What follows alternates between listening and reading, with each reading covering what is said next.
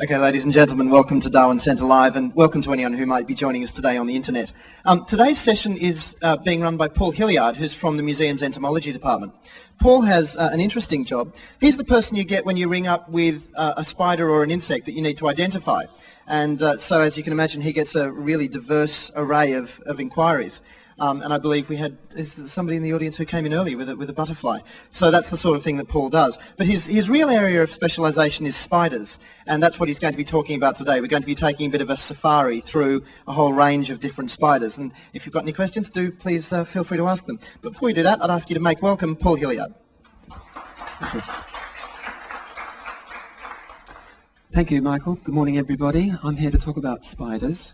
Spiders are a fascinating group and amazingly varied. A good starting point for their variation is the size. At one extreme, we have here a huge spider, the Mexican red-kneed tarantula. It's very pretty. It's not actually the world's largest species of spider. That is the Goliath tarantula from South America, which in the male can reach a leg span as much as 11 inches or 28 centimetres. Now, I prefer to refer to them as tarantulas rather than bird-eating spiders, because bird-eating spiders is an old sort of colonial term based on 18th century paintings which showed tarantulas eating hummingbirds, something that they're actually most unlikely to be able to do.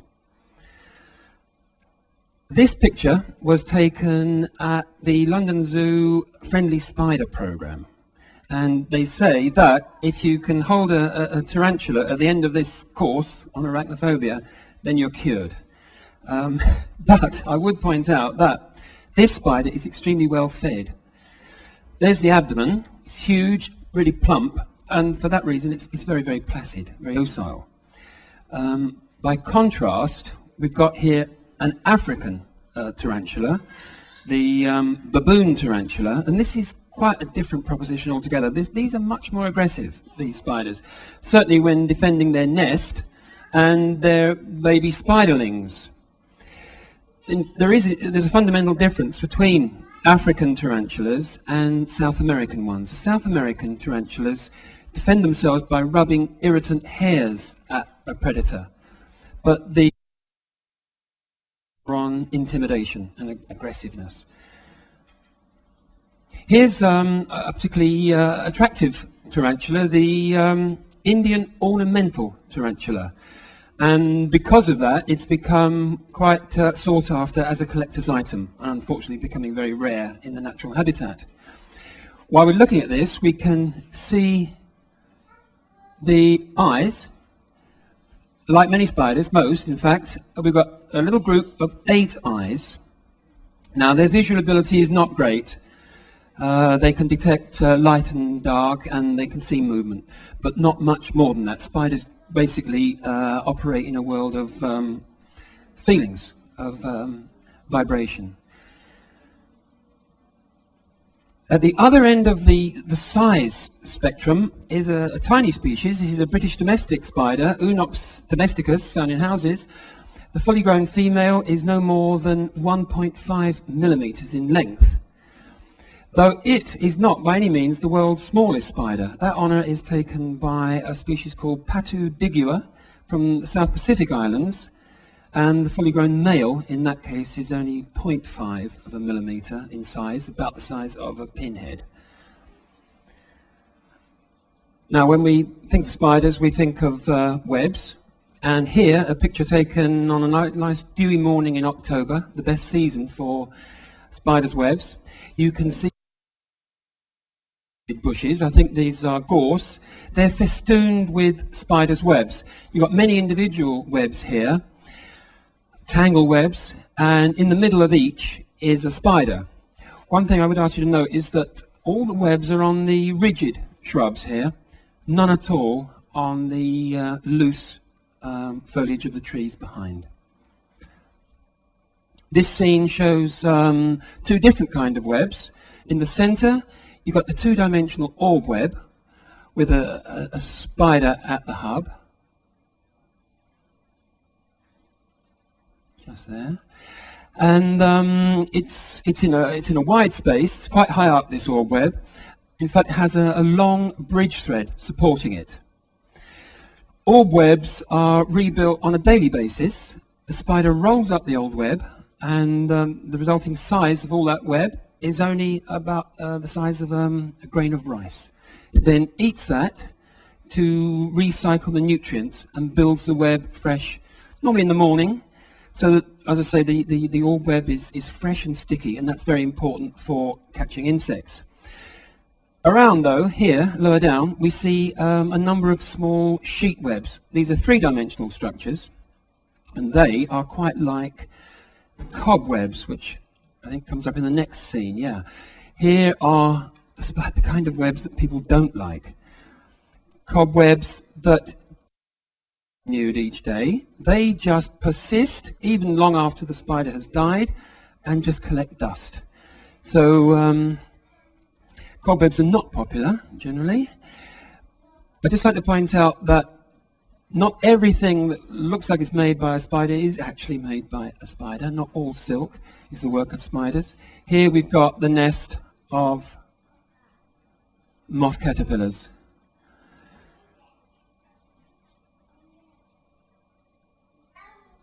Now, this is public enemy number one, certainly in this country. And in fact, it is the spider that makes those cobwebs. This is a Tegenaria house spider, the largest of the genus. We've got about 6 species in this country. This is Tegenaria parietina, and that, in fact, can reach a considerable size. Its leg span as much as 5 inches, and that is a British species. In fact, they're very, very common, and in the late summer and autumn, these spiders invade our houses in large numbers. It's always the males, and here you can see it's a male with those swellings on the ends of its palps. That's the male sex organs. And they move around looking for a female. They leave their cobweb, move in search of a female, and unfortunately many get stuck in the bath or the sink. They haven't come there for a drink. They just can't climb out. Unfortunately, their feet or tarsi don't allow them to go up the sides of the bath. Many other spiders would be able to do it easily, but this one can't.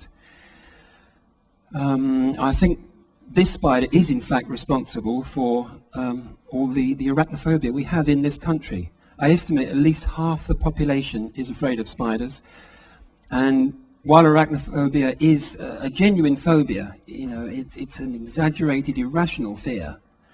I think you still, nevertheless, can explain it, certainly in this country.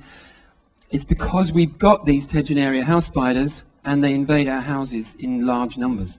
I think that's why we're a nation of arachnophobics. Is anyone here arachnophobic, by the way? Anybody is afraid of spiders here? No one? Oh, fantastic. Excellent. Oh, one. An ex-arachnophobe. And Mark, our technician behind the camera there, is also slightly disturbed by the whole thing. I think genuine arachnophobic people wouldn't be able to be here. They wouldn't be able to sit through this. Is this spider a risk at all? Is it dangerous, or is it a harmless one? It can give you a nip, but that would probably be the worst. You shouldn't pick them up. I've done that in the past, tried to be brave, you know, pick one up, and I have had a nip from one, but that would be the very worst that you would suffer. This is the old skin of a Tegenaria spider. Now, some people think, oh, good, it's a dead spider, but it isn't. It's now still alive, this spider, and it's now bigger. Spiders molt their skin about 10 or 12 times in their lifetime. On the final molt, they become adult. They move on and leave their skin behind. Now, here we have a spider in the center of its orb web. I think the spider sitting at the hub in the center of all these lines of communication was the original inspiration for the electronic web. And this picture was taken at night. And I would just like to briefly describe how the spider builds the web. You can't here see the bridge thread, but you saw that in the earlier orb web. It's out of sight above. Having put the bridge thread in, and that is a question that people often ask, how do they span gaps? Well, they don't walk the line around. they allow a line of silk to drift out on the breeze, and when they feel it attached to something, they then pull it tighter, run across, strengthen it a few times. That's it, they've got their bridge thread. They then drop down and start putting in the general framework threads. They then create the hub and put in all the radii or spokes of a wheel out to the frame, and then supported by further points, of attachment, branches, things like that. They then finally put in the spiral thread, this thread going around and around and around, and that is the thread that is sticky. If you look at it under a microscope, that thread is beaded with little globules of gummy silk. As I say, the morning is the best time to watch a spider spinning an orb web, and it takes about 1 hour to do it. And then at the end of the day, they take it all down, eat it, as I said, and then start again. Here is, if we were talking about the house spiders, the Tegenarias, being the commonest spiders in houses in this country, this is the commonest spider in gardens, the garden spider. It's an orb web weaver, and it's sitting in the middle of its web, and it's feeding on an insect. I can't identify exactly which insect that is, I don't know, but you can recognize the spider by the white cross markings, which they usually have, and the banded legs. And really, this is an incredibly abundant species. It's in virtually everybody's garden. Found most prominently when they get large and they're full of eggs, their abdomen swells right up in September time. The underside of a garden spider, just to point out the anatomy, basic anatomy of the spider. Body divided into two parts. Here we've got the large abdomen at the top. This is the underside, remember. And the cephalothorax. Most of the appendages come off the cephalothorax. 8 legs, 2 palps. Here are 2 jaws, pair of jaws or fangs with the poison claw. All spiders have poison. Of the 105 families, there is just one exception. There's only one family that doesn't actually have venom. All the other 104 do have. So they can all bite. But of course, in the vast majority of cases, the venom is not very, very toxic to humans. So the palps, and then on the other side, you've got the eyes.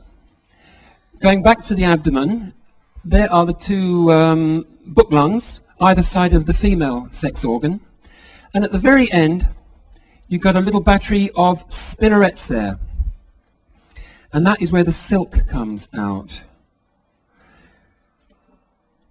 The silk is manufactured in the abdomen in as many as 6 silk glands. That silk is stored within the glands as a liquid form. But as the silk comes out, it changes to solid form. And it changes because of an alteration in the molecular structure. Because it's being drawn out. The silk does not dry in air. And that is proved by the water spiders that build webs underwater. So this is changing as it comes out from the solid to from the liquid to the solid state. And what you can see here is many very, very fine filaments of silk. As this spider is turning the insect it's caught in its legs, it's pulling that silk out. Silk is not squeezed out of an abdomen like toothpaste out of a tube. It's always pulled out. Now all these incredibly fine filaments can coalesce to make threads of the web, which you can see are fatter. Spider silk itself is a really remarkable material. It's said to be as strong as steel, thickness for thickness, but of course we're talking here incredibly fine. It's as strong as steel, but it's actually more elastic, so it can take the shocks of an insect hitting the web. What this spider is doing is making a swathing band of the prey it's caught. This is the same kind of spider that we've just seen, an argiope, and it's sitting in the middle of its orb web, and this particular group of spiders is recognized by the zigzag decoration in the web. This is called the stabilimentum. And it is actually a bit of a mystery as to why the spider puts that in, because it does seem to draw attention to the spider. It was something you wouldn't have thought they would want to do. In fact, some Argiopids have 4 of these zigzag converging on the centre. The theories why the stabilimentum is there include it's there to strengthen the web, or it reflects ultraviolet light and so attracts insects to the web, or it's a warning to birds to keep clear of the web. To be honest, we're not really sure what exactly is the reason for it, but it is characteristic of this genus, Argiopids. Now, this is every arachnophobic's ultimate nightmare. We've got here webs everywhere, and they're big webs. These are the webs of this spider here, the golden orb weaver, which in fact is a huge spider. This is in the tropics. This is in Southeast Asia. This photograph was taken. And you can see the leg span of this spider is something like 6 inches. So we've got many of these golden orb weavers, or nephilas, in web after web. While I was there, even the hair on the back of my neck was standing up, because everywhere you look was a spider's web. Now that's the females, these 6-inch leg span spiders. But among here, you can also see, some tiny males. Well, they're so tiny you probably can't see them. If we move to this shot, this is the same species of spider, Nephila antipodiana of Southeast Asia. A female, big female, sitting there, and she has 2 males on her body preparing to mate. There's one. So you see what I mean by spider diversity. This is sexual dimorphism. Spiders are incredibly varied, even in the same species. So there is a male mating with a female, and he can do it safely because he's too small for her to bother to eat. Another of the same species. There's the female, and there's the male above her. Again, you can tell it's a male because of the boxing gloves there on the ends of these palps. But one word of warning, not all small spiders in the web of a big female like this is actually the male. Sometimes they're parasitic spiders of a different species that are simply there to share the food collected by the big female, the web owner. Here's another orb web weaver. This is a slim-bodied one called Tetranatha, common in this country, and their web is arranged horizontally rather than vertically. It's still the same 2-dimensional orb web, and often they build their web across streams. So the web goes from one side of this small stream to another, and that proves the point, that they have to float that line across the gap. They certainly can't swim the first line when they make the web. This is an unusual spider, a rarity in this country, the triangle spider. There's its web, it's shaped like a triangle, but it forms a kind of living link in that line there. There's the spider supporting the web, holding it all the time, and then when an insect comes along, contacts the web, the spider immediately lets out more line, the web collapses around the prey. So that's how that one catches its insects. This is also a species which builds webs. This is the ladybird spider, a totally different kind of web. In fact, the silk is very different. This is woolly silk. This is known as a lace web weaver. And this silk is not sticky, it's not rebuilt every day, but it's incredibly woolly and is tremendous for snagging the legs of insects. And here we have another example of the difference between the male and the female. This is the male on the right and the big female on the left, called the ladybird spider because he mimics a ladybird. This male, when he goes searching for a female, he really exposes himself walking across open country and gains protection by looking like a ladybird, which are distasteful insects, so predators won't eat him. But the female that hides under stones and things doesn't look like a ladybird. This is an absolute rarity in Britain, It's found at one location only in Dorset, the ladybird spider. Much more common in the Mediterranean region. So far we've talked about web spinning spiders, but at least 50% of spiders don't build webs, though they all have silk for various purposes. For example, for wrapping up egg sacs, or for safety lines. Lots of uses, spiders making nests. And this is one of the spiders that doesn't build a web. It's a trapdoor spider. It has a burrow in the ground which is lined with silk and then builds a trapdoor on top. You just cannot see these when the trapdoor is closed. They're absolutely impossible. But when the door opens, the spider emerges. And in fact, they're incredibly quick. When they sense an insect going by, the lid comes up, they shoot out like lightning, grab the insect, turn around, back down again, close the lid in the blink of an eye. They're incredibly fast and very strong. One of these trapdoor spiders has been measured to exert a force of 14 ounces in holding tight its trapdoor lid. Now that is 140 times the weight of the spider, which is the equivalent in human terms, for a human, of having to exert a force of 10 tons. Another of this big group of hunting spiders that don't have webs, a crab spider. Its tactics are simply to sit in a flower and wait for a pollinating insect to visit.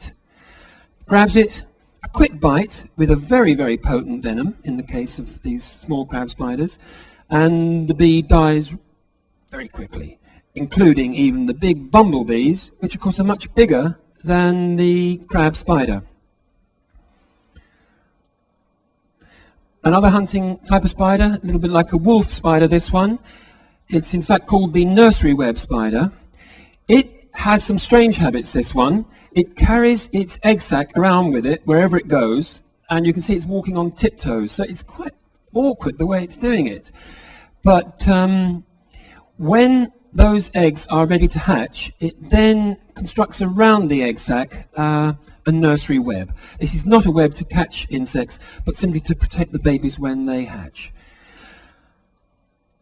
This nursery web spider is also known for another unusual habit, and that is the way the male gives the female a bridal gift when he comes courting, and that is a wrapped fly, so that while she's opening the package, he mates with her. One of the very pretty jumping spiders. Now, I've mentioned that there are 105 families of spiders in the world. This is the biggest family. There are 35,000 plus species of spiders in the world, and this one family, the Salticidae, numbers more than 4,000 species of spiders. That's just one species you're looking at here, Philaeus chrysops from southern Europe.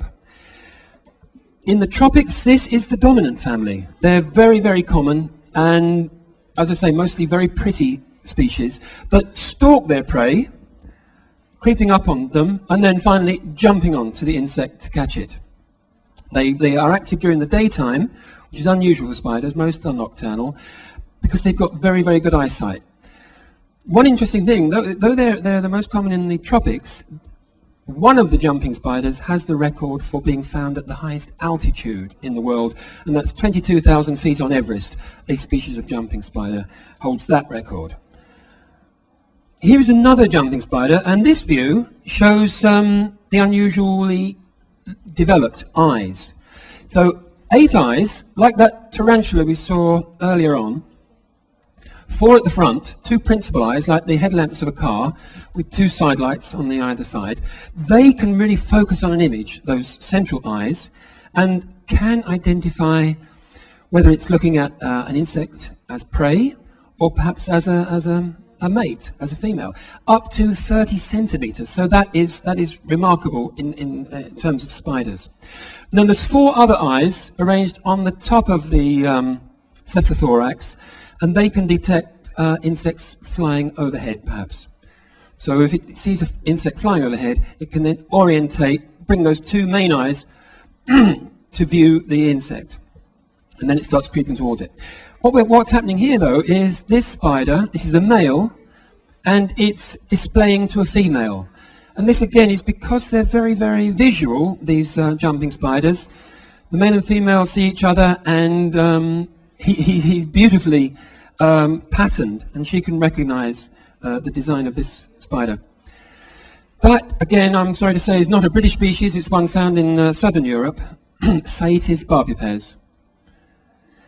Here is a jumping spider from North America, one of the genus Phidippus. You can see the jaws on this one are beautifully coloured with a green iridescence. Now this mother of Phidippus here, she has actually built a nursery web for her spiderlings. And there you can see them there. Now this is a more typical hunting spider. This is very, very common in the tropics all around the world. It's known in this country as the banana spider because for decades they've been coming together with bunches of bananas from the Caribbean area or from Africa. And in these tropical regions, this is the common house spider. Lives on walls or ceilings, and in fact they're welcomed because they eat cockroaches. So people are not afraid of these like we are of the Tegenarias. This one is holding on to its egg sac. Though they've come into this country in huge numbers for 100+ years, it's never ever established a colony in Britain. It is simply, it's not warm enough. The same family of spiders, but a much, much rarer species. This is also a huntsman type of spider, and beautifully camouflaged, I think you'll agree. Sitting on a tree trunk. This is active during the night. It's resting here during the day, but it's not so switched off that it wouldn't be surprised by an arachnologist, and it will immediately shoot round the other side of the tree if you approach too close. A similar theme, but a totally different kind of spider here. This one is beautifully camouflaged as well. It's a tropical species again. That previous one was from forests in Southeast Asia. This is also from Southeast Asia, but this is on an orb web. But the orb web is built flat against the rock.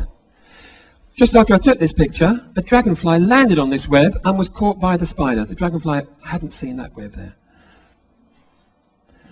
Right, at this point, I can offer a choice. We can go to venomous spiders, or we can have a look at maternal care.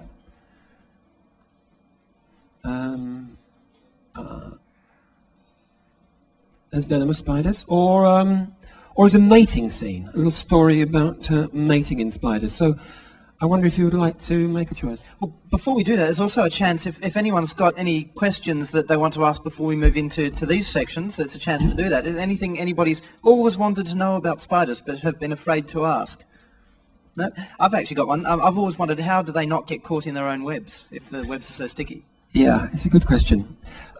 It is said, in fact, that if you pick a spider up and throw it back into its own web, I'm echoing a lot now. Why is that? Sorry. It will get stuck. The spider knows where to walk, and also it has its tarsi anointed with an anti-stick substance. So as it runs around its web, it never gets stuck. But you pick it up and throw it back, and it will get stuck. I haven't tried that, though, because it's a bit cruel. But that's what they say. Okay. Well, we do have a question here. Hold on. I just want to know, do the spiders wait till their prey dies, or do they kill it, or do they just sort of wrap it up and suffocate it and then eat it? Mostly they bite it, and that starts the process of digestion. That's one of the important things about venom. It's not just used for defense, but it also begins to digest the insect. So, I mean, they grab it alive, bite it, and it's starting already to make a soup inside that insect, which they then suck back, because they don't eat solid food. They suck the remains, the decomposed, digested remains of an insect. Another question here for you, Paul. Which is the scariest spider in this system? Well, in Britain, it's that big Tegenaria, I think it's true to say. But, of course, in terms of venomous spiders, there's the famous black widow. People are very afraid of those. And in fact, if we go to the venomous section, I can show you what a black widow looks like. Okay, well, we might do a bit of democracy here. Looking at the choices we have, how many people want to see more on venomous spiders? 1, 2, 3, a lot. Okay, we might go to that one next then. But we do have one more question for you, Paul, before you do. Which is the dominant spider, the male or the female? Normally the female, because she's bigger. Yes, that's right. And that's why the male has to be very careful he doesn't get eaten when he gets too close. This is a really big problem for the male spider. So it's a female, yeah. Okay, we might move on to hearing about venomous spiders now. Yep. We mentioned the black widow. This is the spider that is most famous for being highly venomous. Only a tiny minority of spiders are very, very toxic to humans if bitten. And this is one of the most well-known. Not found in this country, not a resident here, but quite often arrive here in grapes. Now, they're not big spiders. They're only the size of your fingernail, about maybe the size of a black grape. And typically they come here from California, in Californian grapes. And that red hourglass marking, if you see that, then it's unmistakable. You've got a black widow. There's nothing else looks like that. This year, a lot of black widows came in grapes, and one supermarket even claimed that it was a good thing. It was beneficial. They were saying it's, you know, they eat the insects in the grapes and prove that the grapes are organic. What could be better? But I think they did misjudge the public reaction. And there was some concern. I mean, a lot of newspapers printed this story this year. So the venom of the black widow is classed as neurotoxic. You don't feel any pain at the site of the bite, but it blocks the nerve muscle junctions in your body, particularly around your stomach, and your stomach muscles go into cramp. So you double over in extreme pain, and you can eventually die as a result of respiratory paralysis. But there are very, very few deaths. They're incredibly rare these days. One, there's an anti-venom available, certainly in North America where these spiders live. And two, the spiders themselves are not aggressive.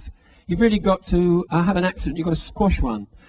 Or the next time a live one comes here, I'm going to put it on my hand, let it walk up my arm, you know, because it's never going to bite me. But people are afraid of them by reputation. Now, the genus Latrodectus, of which the black widow is one, Latrodectus mactans, we were looking at, is actually found around the world in warm climates, places typically where grapes grow. And this is the Australian equivalent. This is the redback. So you see the red is on the top side of the abdomen here, as opposed to the underside. Very common in outdoor dunnies. Is that right? Yes, yes it is. So that's the redback. Here in Europe, we also have one of the Latrodectus, a relative of the black widow. And in France, southern France and Corsica, this is known as the malmignette. Very pretty spider, but not actually very common. We do have in Britain, or we have a number of spiders that could be mistaken for black widows. I call them the false widow spiders. This is a very good example. It's not actually a British resident, but it has come many times in grapes from the Mediterranean area. For example, they're very common in Spain, and they are in the same family as the black widow. So this also causes concern when this is found. This is Steatoda peculianus. Here, though, is actually a true British resident, common in the south of England and also into southwest. Steatoda grossa. So this, I mean, people when they find this, they think they've got a black widow. There's no red on it at all, though. Again, it's only a small spider, size of your fingernail, but it's this round, shiny body. There, by the way, is the egg sac. So that's Steatoda grossa, quite common. It can bite. But if you suffered a bite, you wouldn't really feel much more than a bit of pain and swelling, 24 hours maximum, that's all. Paul, we've got another question here for you. All right. How many spiders did you find from England? 650 is the number of species found in England. So it's quite a good, it's a nice hobby actually to go out and see how many species you can find. Yeah. And which spider did you find first? Well, the house spiders, I mean, they come to you, that's the trouble. Then there's the garden spider, and then start looking for the zebra spider on the walls of the house or on fences, little black and white striped jumping spider. That's one of my favourites. The best time to start looking is in April, May, in nice spring weather. You can also see the baby spiders. I'm going to show you a picture, if we've got time, of the garden spider. Hatches at that time. This is another one of the false widows. This one has come from Canary Islands and Madeira, and it has established colonies in this country, and it does bite. It's caused a number of people. I don't want to spread too much alarm, but you should know what's happening. This is the woodlouse spider, so called because it feeds on woodlice, which is something that few spiders will tackle. Woodlouse being a tough creature, but it's got quite a substantial pair of jaws, this. So it can bite. It's reddish in appearance and strangely lacks hairs, if you notice. So that's the woodlouse spider. Right, quickly to the... Just before we do, we've got one more question over here. Which spider did you find first, which was poisonous? Which is the most poisonous? Which is the first poisonous spider that was found? I reckon it must have been the black widow because, yeah, when people went to America, you know, they discovered America, I think they must have discovered the black widow at the same time. Before we move on to our next chapter, were there any other questions around here that I've missed? Yep, okay, just hold on. Where did the fear of spiders come from? Well, it is an irrational fear. It's an exaggerated one. And I think it's based on their appearance. It's the fact they move in unpredictable ways. And you also think, oh, it can bite. So you're worried. You don't know where it's going to go next. But in this country, because we haven't got any that can really cause any great pain, nothing worse than a wasp sting, and no one has ever been killed in this country by a spider, whereas wasps and bees do actually cause deaths. You've got to admit it's an exaggerated, irrational fear. And, another question here. Yeah, hi. Do bird eaters have poison? Are they poisonous at all when they bite? They do, but in general they're quite mild. But the African ones in particular can be quite painful. They've got jaws like a pair of pickaxes, actually. Paul, you mentioned in your answer to one of the other questions you had some slides to show of the garden spider. Shall we have a look at those now? The baby garden spiders. First of all, we'll have a look at a house spider that is also invading this country. This is the daddy long-legged spider. Here we just see it carrying a bunch of eggs in its mouth parts. This bunch is held by just a few strands of silk. So that's before the babies hatch. Here, a wolf spider has got all its babies, and there must be about 50 there, that have climbed on its back. So all those little baby spiderlings go everywhere with the mother for about 2 or 3 weeks before they then go their own independent ways. And this is the thing I mentioned, baby garden spiders hatching in the spring. And if you look in the garden, especially around the fence or woodwork around the shed, you'll see a little bunch of spiders that as you go towards them, they scatter.